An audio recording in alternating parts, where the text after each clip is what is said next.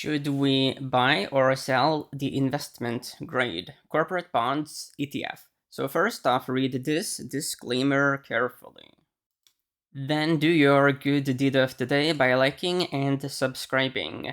So we are 11% from the 52-week low, but 18, 19-ish percent away from the highs. So that is a pretty substantial move from the highs. On the other hand, we have had a pretty substantial move now from the lows from the 17th of October to basically now. We have had a very strong uptrend. If you look at previous counter trend rallies, you can look at this one and also this one.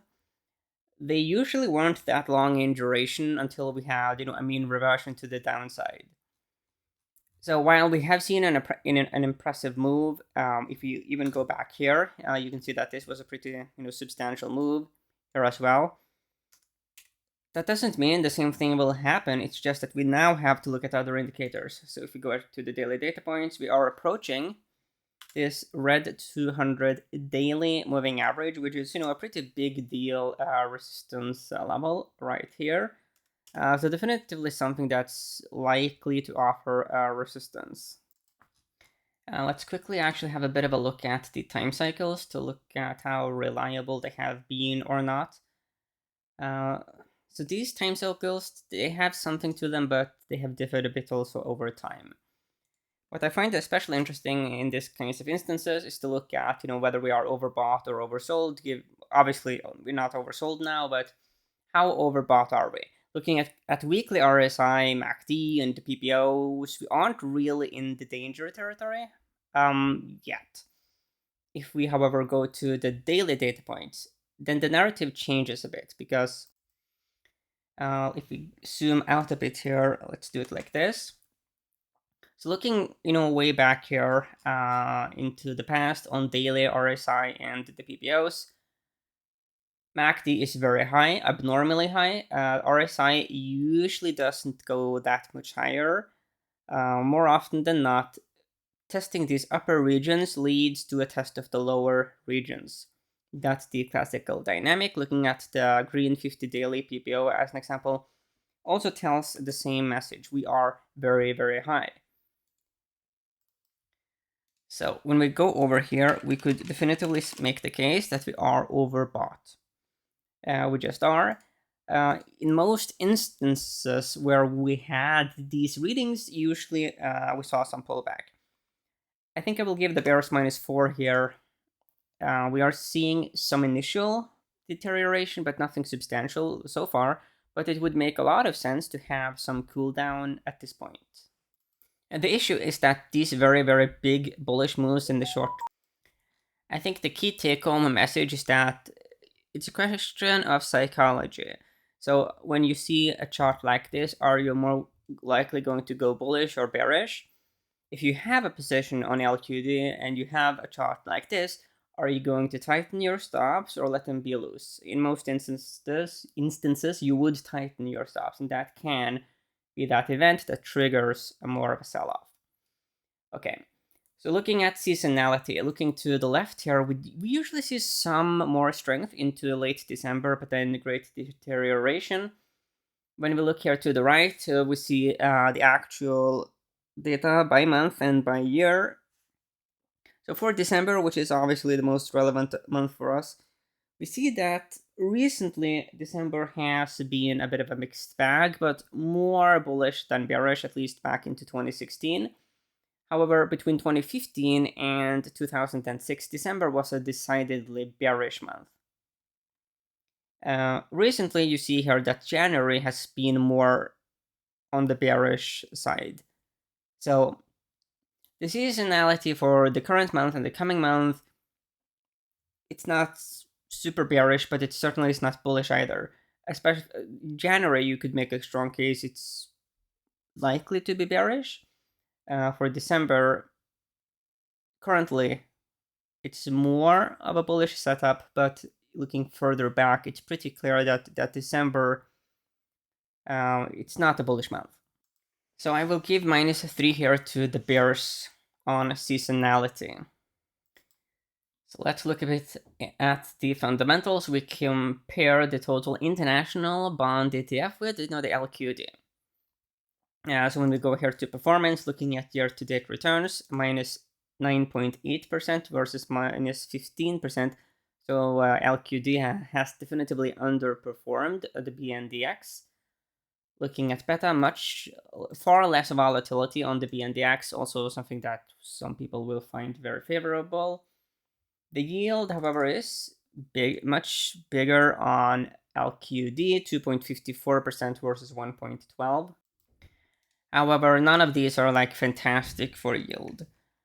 But yeah, let me give 3 bulls here on fundamentals.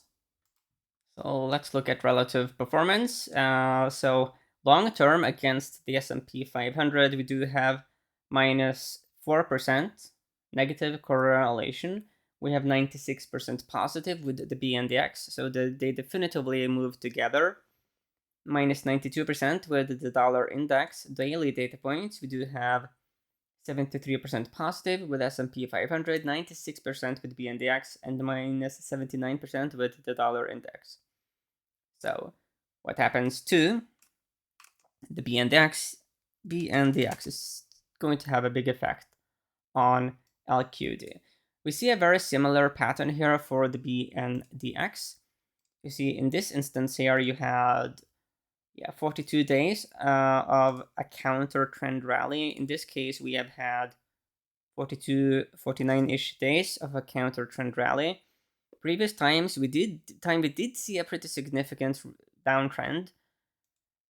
So doesn't mean it will happen, but it could happen. Looking at the seasonality here for the BNDX, pretty bearish for December and January.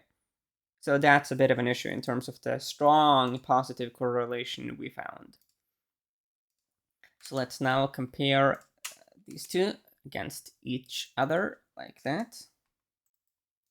So let's do it like that. LQD against BNDX. Daily like that. In this instance, we are bouncing from RSI support, and we have seen LQD outperform the BNDX.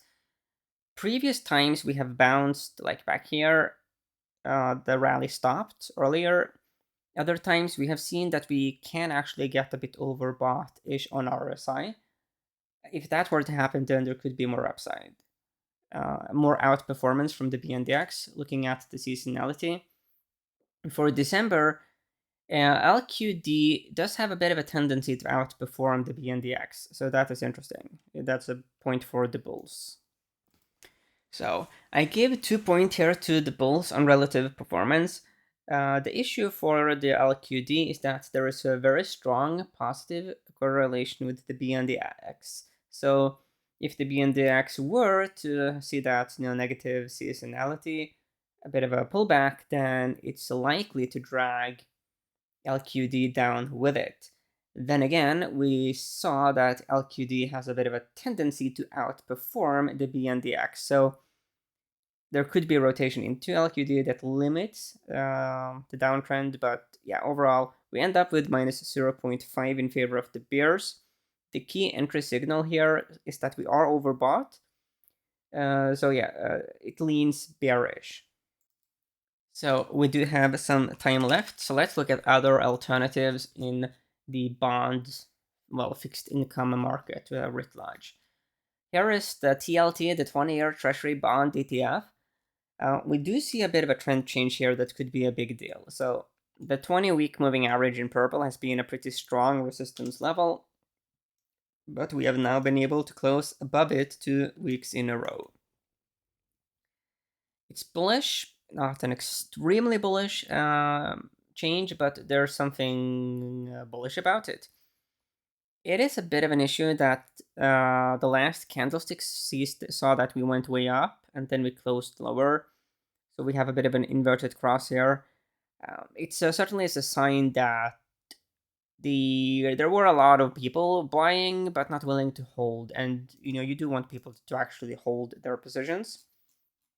On the daily data points, we are flipping the blue 100 daily moving average from resistance to support. Also, that's bullish. So let's look a bit here at the RSI and the PPOs. We don't have any problems on weekly RSI, PPO, or the other indicators, so we're not overbought. But on the daily data points here, let's go a bit bigger picture. Oops, like that, and like that, so that we can go way back into the past. So looking at RSI here, the trend is that we usually do not go higher. Also with MACD, there have been times where we go even higher on MACD before we have a pullback, but that is more rare. So in most instances where we have these signals, a pullback is on the horizon. Let's look a bit here at seasonality. So looking at December here, going back really to 2006, December has usually been a bearish month. However, January actually, it's at least back to 2014, it's been more bullish than bearish. But the two recent months, it's been, well, two most recent years, 2021 and this year, it's been bearish. So, looking here to the left, we do see that there usually is a bit of an uptrend into February. But this is average data. Yeah, to the right here is by month. So you can see here as an example that the sum of all of these numbers for December going back to 2003 is a gain of 2.79%, but you can clearly see that there's been quite a few months where you were in the red. Recently, the most bullish month for the TLT has been June. You see that going back to 2016, the vast majority of times we do close higher, and it's a green month. I do prefer to use this tool versus what I used on stockcharts.com, because in this case I can actually see the numbers. The issue with averages is that you have outlier months. Like if you look at September 2011, all of a sudden you have 12.45% gain, and that is massively going to skew the data. So if you take like an average of those months, you will have one month that just dominates a lot and messes it up. By looking at it in this table view, you can very quickly do like a pattern analysis and be like, okay, well, that might be a bit of an outlier, so let's focus on the most common trend. While we are at it, we did see some correlation here with the S&P 500. So S&P, it went up there to the green 50-week moving average. Let's go to the daily data points. Yeah, the 200 daily moving average, big deal level. We had a bit of a peekaboo above it, 3 days, and then we just lose it. Trying to use 100 daily moving average in blue as support. The seasonality for December is it's okay, except that 2018 was vicious. So December is not a safe month. You could interpret, because you see here that generally speaking, December is a bullish month, but in the times where it is not bullish, the disappointment and shock of a bearish December can be so strong that we have a massive sell-off. And I think that is what happened in 2018. It just was an outlier event that just became self-reinforcing. So yeah, we have done a bit of a deeper look into LQD. I do think that the data is primarily bearish in the sense that the odds favor the bears more than the bulls. So the bulls have made a pretty big move. Usually after these big moves, we see a pullback. That doesn't mean it is impossible for the bulls to rally more. It's just a question of probabilities. When it comes to the TLT, we do see some initial sign of a breakdown there. Doesn't mean we are going to have a crash, but it could basically just be a pullback. To get more intel, you just go to diamondarm.com and get that VIP access. When it comes to these other videos that are coming here this week, look out for Riot Blockchain and Global Materials ETF. Whatever you do, of course, it is a pretty good idea to have a stop loss in place because that enables you to have more attempts at nailing a move, and then the probabilities in other ways will shift in your direction.